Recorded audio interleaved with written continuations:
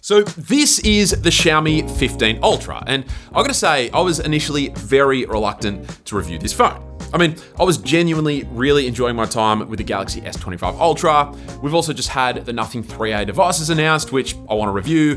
The iPhone 16e just launched as well, and so I wasn't convinced that this would make the cut.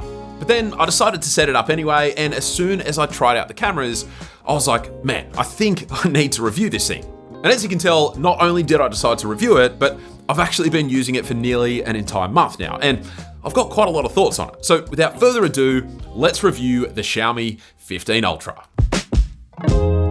Starting with this phone's build and design, because there's some stuff that I love about it and some stuff that ain't so crash hot. Firstly, as far as the phone looks and even feels in the hand, I love it. We've got the matte back and sides, a quad curved display with very small and consistently sized bezels all the way around. And even though this camera unit on the back is astronomical in size, I do at least like the look of it. And I also like that it's centered, which does help to minimize side to side wobble when you're using the phone flat on a table. Although not completely, which I was a little bummed about. That being said, here's what's crazy. Because of how far this camera unit protrudes out the back of the phone, it actually doesn't charge wirelessly with my Pixel Stand wireless charger, and I'm guessing a number of wireless chargers, unless I balance the camera unit on this top bit like so. Seriously wild.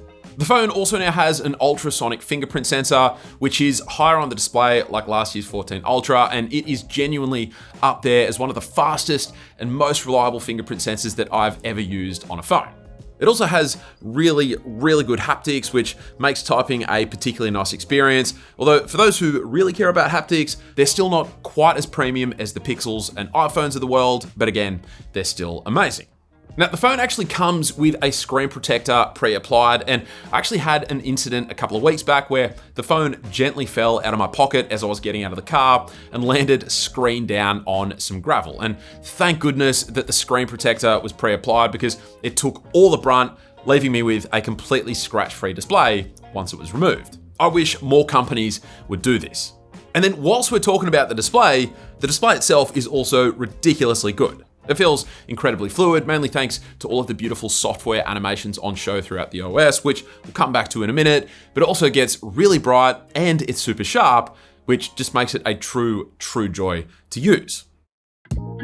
And then we have the battery, and oddly enough, this global variant actually has a smaller 5410 mAh cell inside compared to the 6000 mAh cell that comes packed into the China variant, so that is kind of disappointing. And honestly, I reckon we could have done with a bigger battery, because whilst it definitely ain't bad with this phone, it's also not amazing, with most days the phone being around or even under 30% of battery life left at the end of each day that I've used it, and that's with medium use. With heavy use, you can definitely kill it well before the end of any given day. So it's definitely a charge it once a day style of phone for what that's worth. Okay, so then we have the software, and to set the scene, the 15 Ultra ships with HyperOS version 2, which is based on Android 15, and this is actually the first Xiaomi phone that I've used with this rebranded HyperOS software, but in all honesty, it is very similar to what we used to have with MIUI. And what this means is that, firstly, it is possibly the smoothest version of Android that you can get on a phone, and when I say smoothest, I mean like iOS levels of fluidity. So that element of MIUI remains the same, which is great. However, pretty much all of the annoying quirks from MIUI are also present too. And in fact, I was initially going to list off every quirk in this video, but because there is just so much to unpack, I actually decided to make an entirely self-contained video, which I posted to the channel last week and which I'll also link to up in the cards. A lot of it is issues that have been around forever, like no third-party launcher with gestures or notifications not coming through in a timely manner, as well as the biggest of the lot in my opinion, notifications disappearing from the lock screen. And honestly, whilst any one issue wouldn't be enough to stop me from using the Xiaomi 15 Ultra completely, when you add them all up, it does become a little more difficult to put up with. Now, whilst, as mentioned, the phone is incredibly fluid as far as performance goes, I will say the phone can get very hot to the touch if you're pushing it too far. And I've noticed this particularly when taking lots of images back to back. And in fact, just last week, I had the camera app closed with a warning telling me that the phone was too hot and was needing it to cool down. And in fact, I couldn't really even touch it because it was just that hot.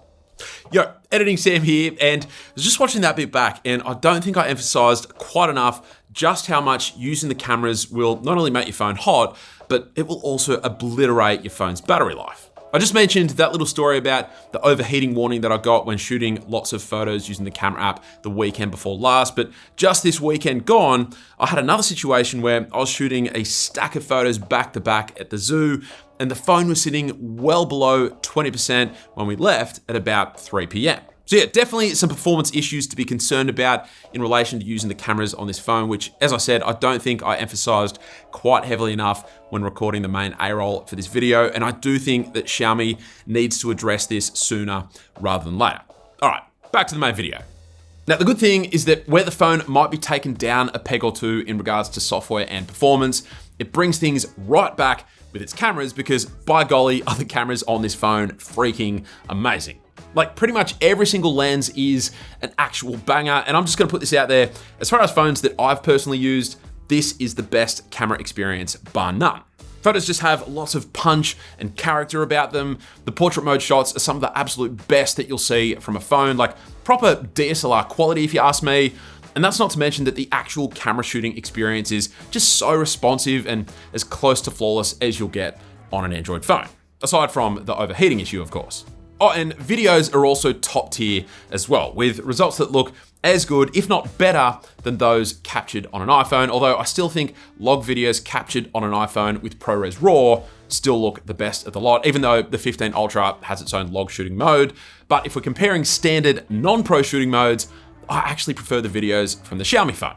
The only slightly underwhelming lens is the ultra wide, but even that is better than most of the competition. It's just that you will notice a slight dip in quality in comparison to the other three really amazing rear lenses, particularly when you're shooting videos. Xiaomi also sent over this camera grip accessory kit, which is really cool in theory, and it's nice that it works as a bit of a battery bank as well. And I love that we can also attach external filters like these and these, but I do wish that it came with some threaded inserts built in so that we could use it directly with the tripod. My take on this bit of kit is that whilst it's cool as like a free add-on, I'm not sure I'd recommend paying to get it.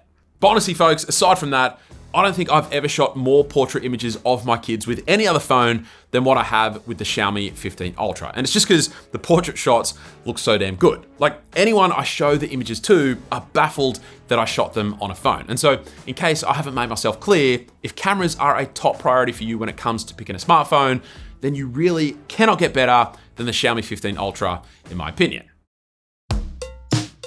And so look, despite the slight hiccups with software and performance and the slightly underwhelming battery life, I'm actually a little sad that I gotta stop using this phone now because I just wanna keep using these cameras. But alas, it's time to move on and start reviewing the next phones. I think I'll be reviewing the iPhone 16e next, and then the Nothing 3A Pro after that. So I'm definitely gonna be taking a hit in terms of at least camera versatility, if not camera quality too, which I am a little apprehensive about, but make sure you subscribe so you don't miss when those videos go live. Aside from that, hopefully you enjoyed the video. Thank you all very much for watching, and I will catch you later.